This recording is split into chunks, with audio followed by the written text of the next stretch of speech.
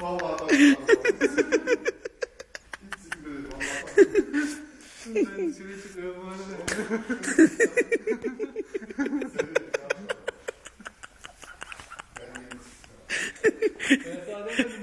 Oğlum o anlıyor. Türkçe, Almanca bak bak.